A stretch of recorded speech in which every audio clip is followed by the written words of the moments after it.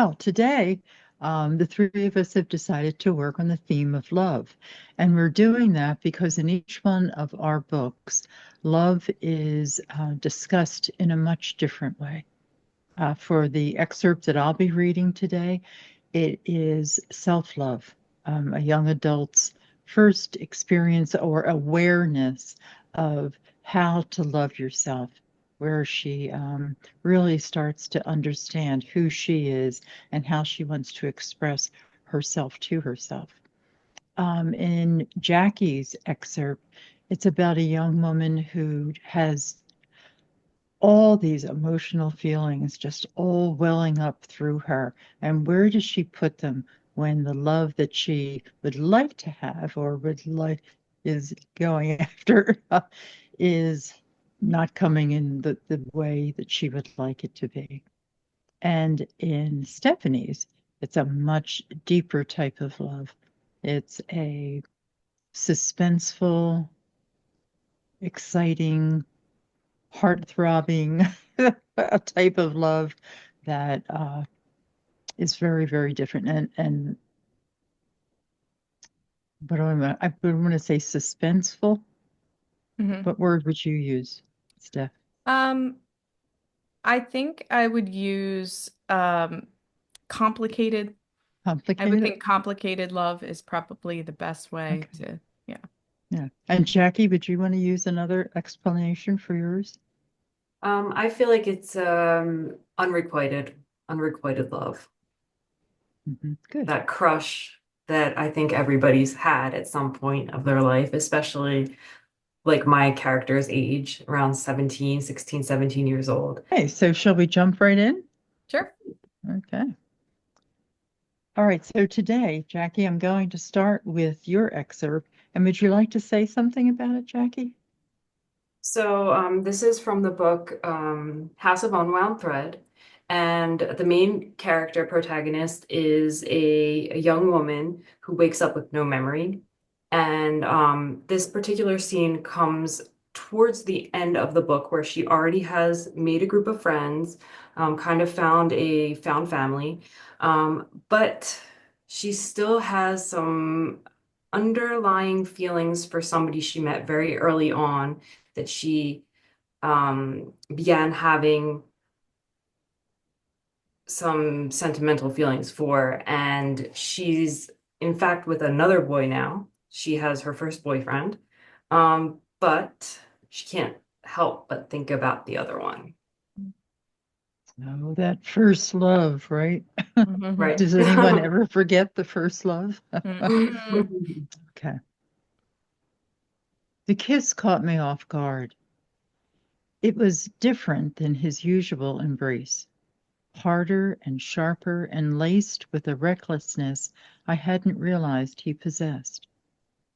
The weight of his body was crushing as he pressed his body firmly against mine, and from somewhere behind us, Alice made a gagging sound.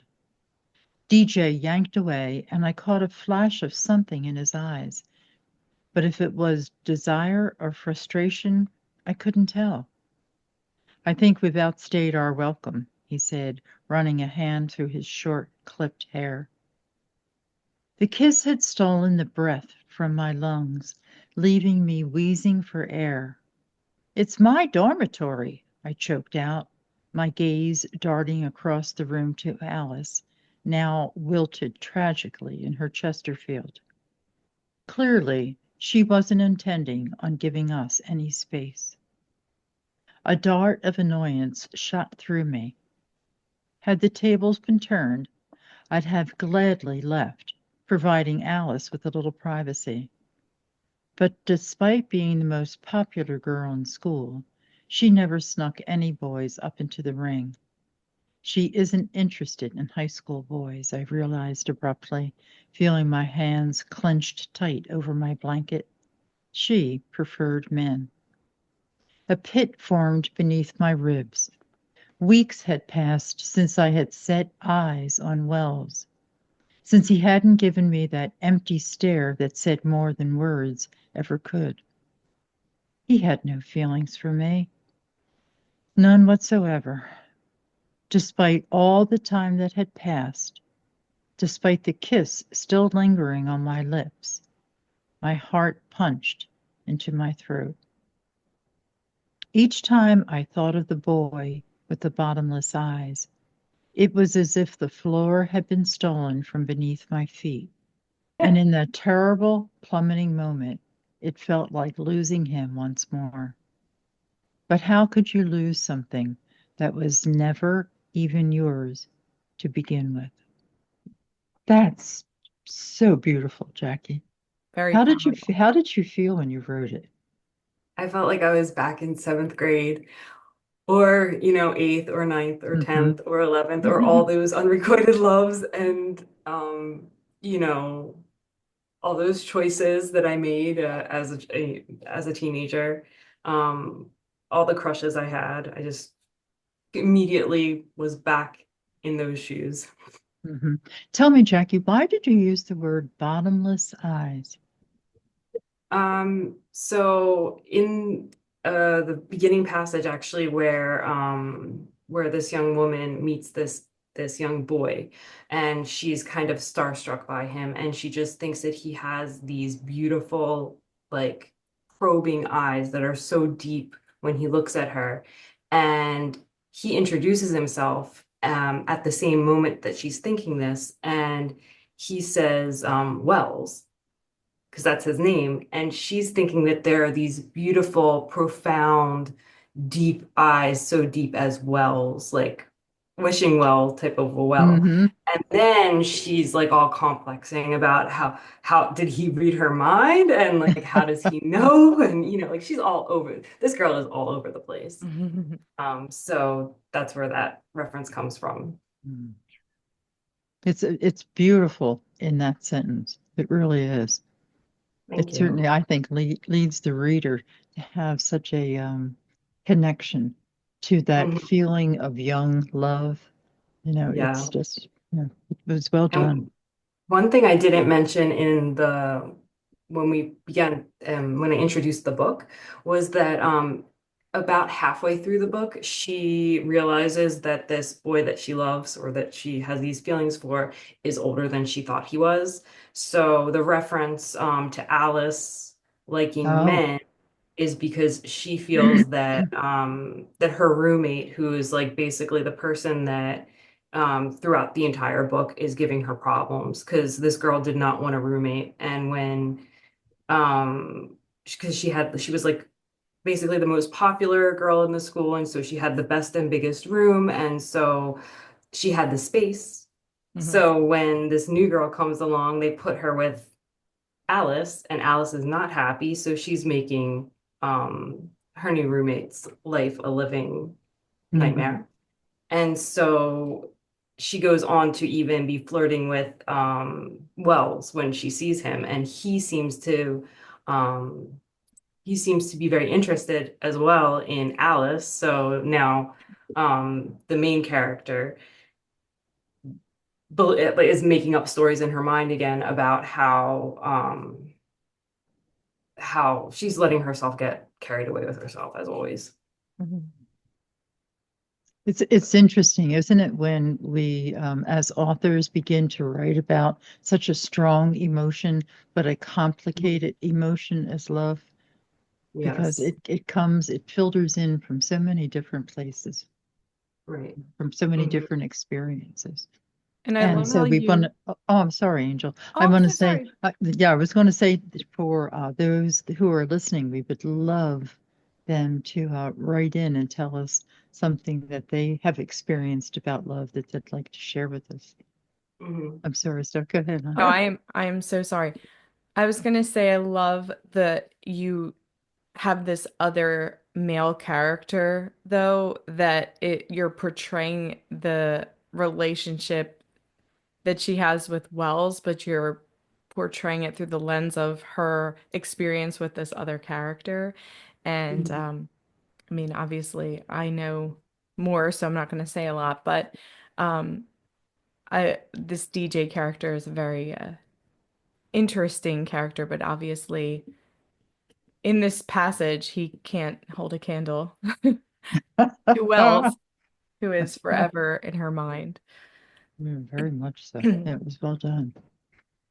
All right, so we're going to move on to your excerpt, Steph. And do you want to set up the background? Sure, well, I have a copy of the new Right. Love the it. the new Beautiful. cover, so I'll just show that off. This is from The Air of Light and Shadows.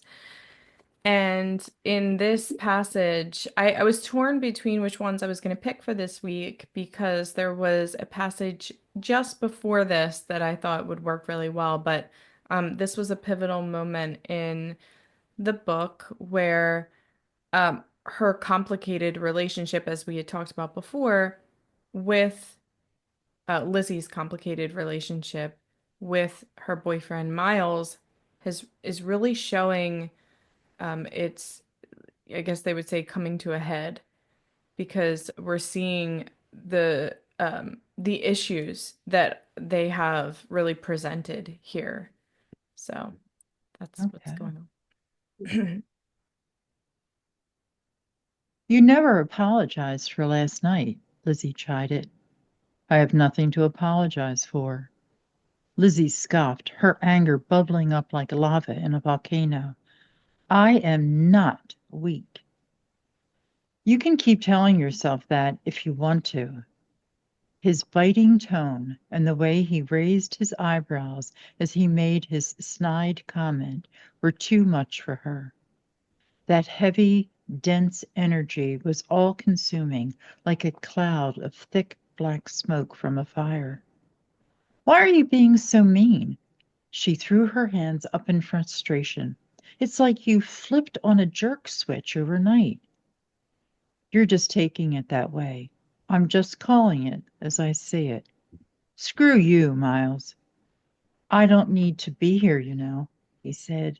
There are people who care about me, people who love me.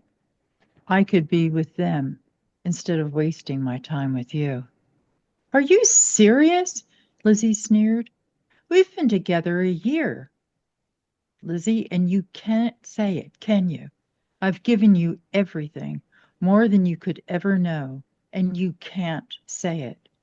And do you know why? It's because you don't love me, Lizzie. Yes, I do, Miles. I do love you. You're not in love with me. I didn't say that, Lizzie said. Yeah, so Ooh. what had happened previously to this is that there was a an altercation with Lizzie's stalker, and Lizzie thought that her boyfriend was going to be um, supportive of her and, say, "Oh, I can't believe this happened, let me protect you," kind of deal. And instead, Mhm.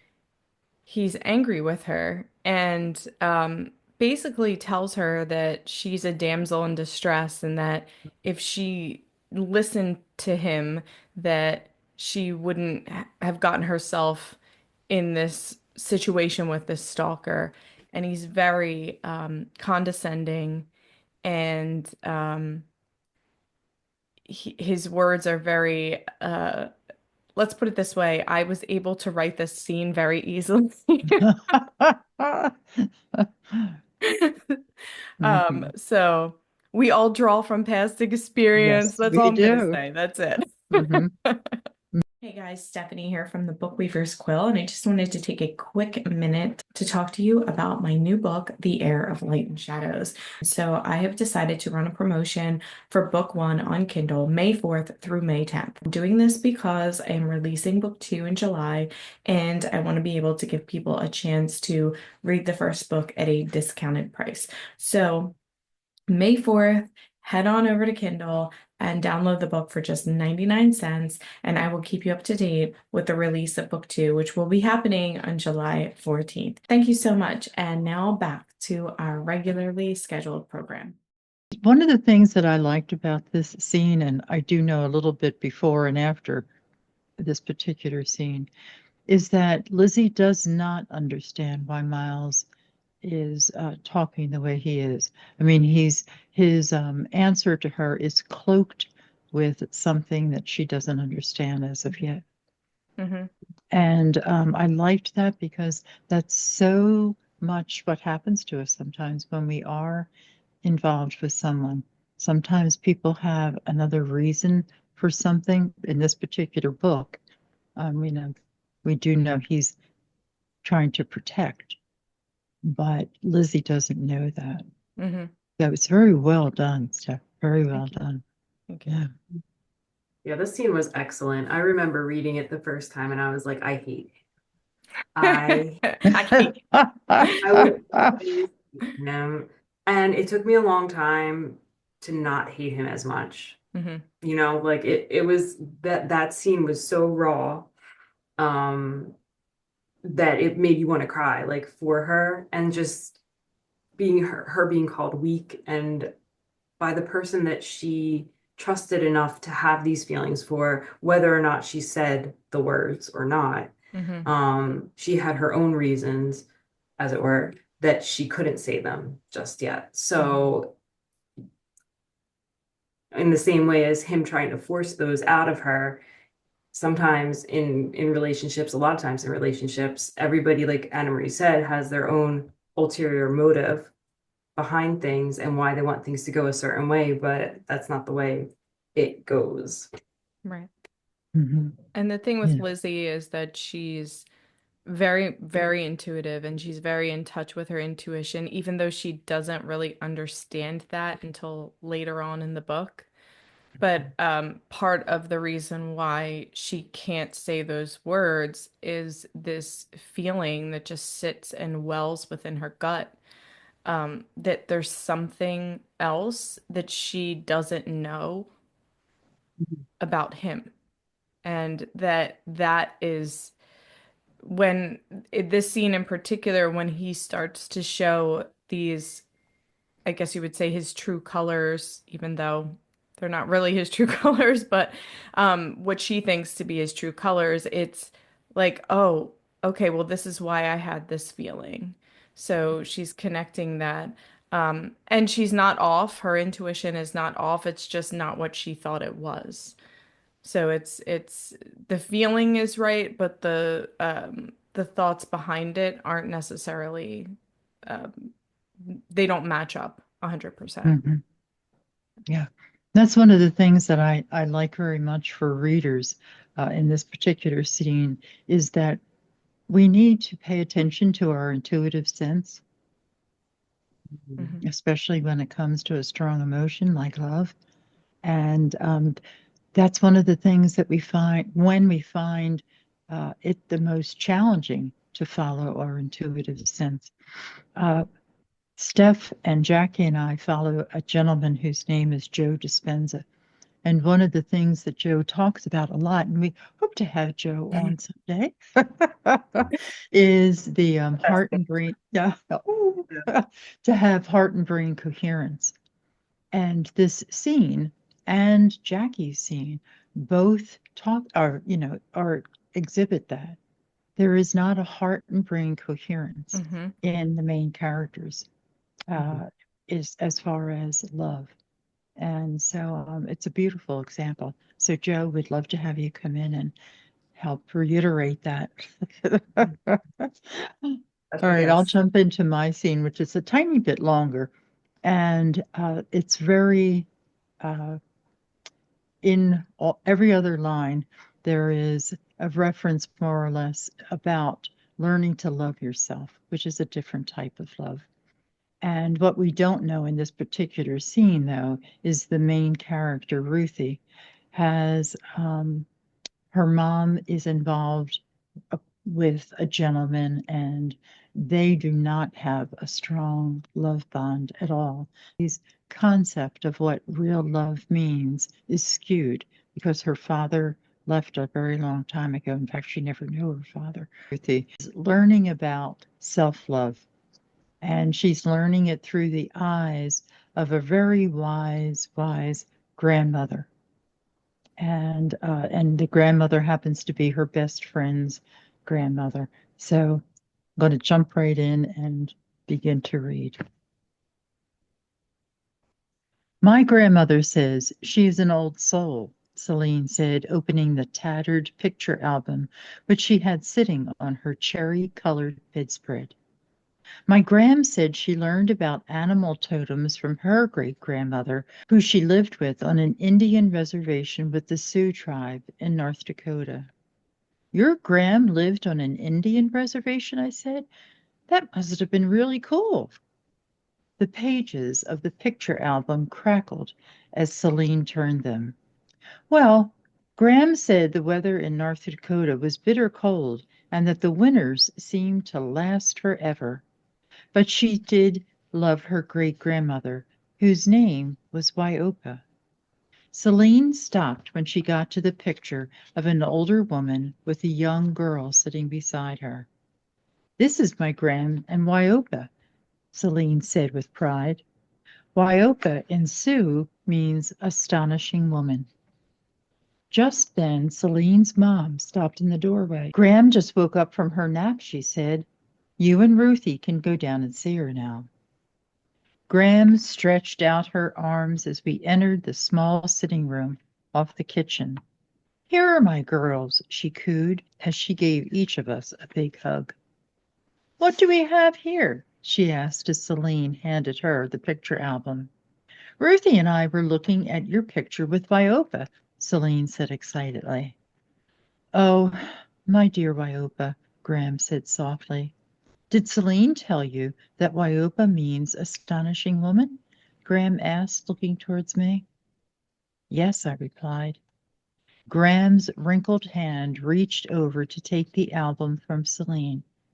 Her fingers gently touched the cellophane covering the faded picture. She was an astonishing woman, Graham said almost to herself. Wyopa and I had a special spot beside the stream on the reservation where we would sit every day, she continued. Wyopa taught me how to weave long reeds that grew near the stream into dolls of all sizes and square fans that we used to direct the smoke from the cooking fires away from our faces. Graham sat quietly staring at the picture. Celine waited for a minute before touching her grandmother's hand. Oh, I'm so sorry, Waikia, she said, returning from her reverie. Did Celine ever tell you that I call her Waikia? Graham asked, looking at me. I noticed the soft pink blush that colored Celine's cheek at the mention of her Sioux name. Waikia means little thunder, Graham continued, taking Celine's hand in her own. It's a name for a young girl to remember that we need to speak with the power and strength given to us from the Great Spirit. Graham stroked the side of Celine's cheek. My little thunder, my Wyoka, uses her voice wisely. Celine laughed self-consciously, looking at me. I'm not afraid to say what I think, she said to Graham. And you, Ruthie? Graham said, turning her gaze towards me. You I would call Ashante. It's a name that means from the heart. It holds much wisdom. Graham got up from her chair and walked to the corner of the room where she worked on her art pieces. She had been painting pictures on cardstock the size of postcards for as long as I knew her, which she donated to nursing homes and libraries. She picked out a card with a colorful dragonfly painted on the one side. Taking a magic marker, she wrote the name Ashante in a beautiful calligraphy style. I wasn't quite sure what happened when she handed it to me, but I couldn't stop the warm tears that streamed down my face. Graham hugged me. Your heart, my young one, is vibrating with the recognition of who you are and your power path. I closed my eyes tightly to see if I could stop the tears, but they flowed more quickly. The energy of inner power flows through us, Graham said quietly. Be at peace with who you are. Celine jumped up and joined in a group hug. Well, that was extremely powerful. Well, it's the first time that Ruthie identifies herself as an individual Mm, who has power and strength.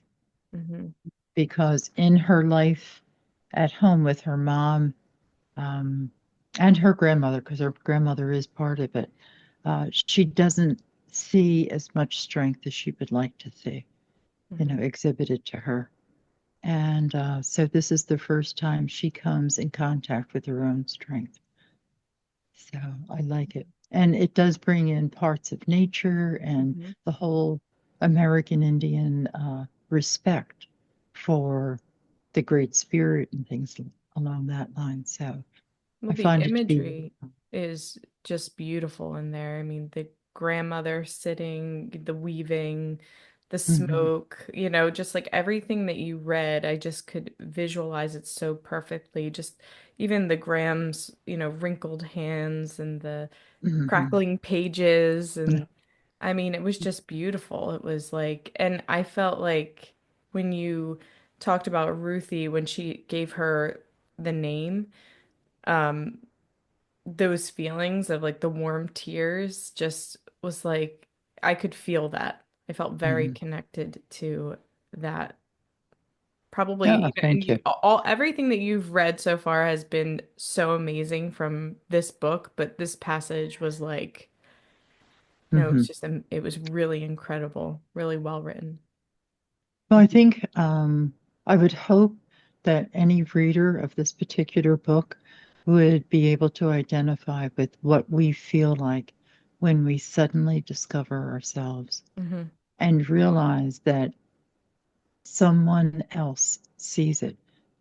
So that's what I tried to capture in this particular passage Hmm. is that she hasn't seen it in her own familiar world, but in an unfamiliar world, Celine's grandmom, for her to realize that someone else sees that energy, that power in Hmm. her. So, that's what I was hoping to portray.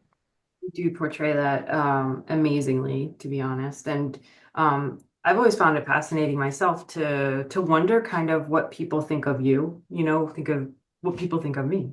Because Right. I see myself as this one type of person, obviously very awkward, and I mean I was just killing it in episode one, but I haven't really made Weren't we um all?